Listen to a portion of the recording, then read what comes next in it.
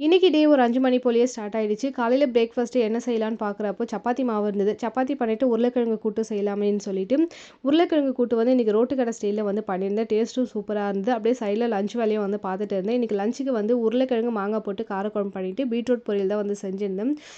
லஞ்செல்லாம் வந்து ஹஸ்பண்டுக்கு பேக் பண்ணி குடுத்துட்டு, அவருக்கு மட்டும் ஃபர்ஸ்ட்டு சப்பாத்தி பண்ணி குடுத்துட்டு, சாப்பிட்டு அவங்கலாம் கிளம்பிட்டாங்க. ஸோ, அதுக்கப்புறம் தான் எனக்கும் பாப்பாவுக்கும் சப்பாத்தி வந்து தெரட்டி சுட்டுட்டு இருந்தேன். நேத்து வந்து திங்கட்கிழமை எங்களால சந்தைக்கு போக முடியல. ஸோ, ஹஸ்பண்ட் வந்து ஸ்கூல்லேருந்து வீட்டுக்கு வரதுக்கே ஒரு 5:30 ஆயிடுது. அதுக்கப்புறம் போகணும்னா லேட் ஆகுறதுனால போகல. பக்கத்துல இருக்க கடையிலேயே வந்து ஒரு 2 காய் மட்டும் வாங்கிக்கிட்டேன் நாளைக்கு சமைக்கிற மாரி. ஹஸ்பண்ட் கிட்ட கருவேப்பிலை கொஞ்சம் ₹10க்கு வாங்கிட்டு வர சொல்றேன். எப்போ இருக்குதோ அப்போ வந்து வாங்கிட்டு வந்து அப்படியே போடுவாங்க. இப்ப இல்லன்றப்போ கேட்டிருந்தேன். வாங்கிட்டு வரவே இல்ல. பெரியவங்க ஒரு பழமொழி சொல்லுவாங்க. "வாய் உள்ள புள்ள பொழச்சுக்கோ" அப்படின்னுவாங்க. என் ஹஸ்பண்ட் எங்க பேசணுமோ அங்க பேச மாட்டாங்க. குடுக்கறத வாங்கிட்டு வந்துருவாரு. ஈவினிங் போல ஹஸ்பண்ட் வந்து ஒயிட் சன்னா வந்து கேட்டுட்டு இருந்தாங்க. சாலட் மாரி. அதுக்கு ஊற வச்சிருந்தேன். அப்படியே காலையில பிரேக்ஃபாஸ்ட் வந்து நானும் பாப்பாவும் வந்து டிவி பார்த்துட்டு சூப்பரா சாப்பிட்டு முடிச்சோம். இதோட அடுத்த ஒரு ஷார்ட்ஸ்ல பார்க்கலாம்.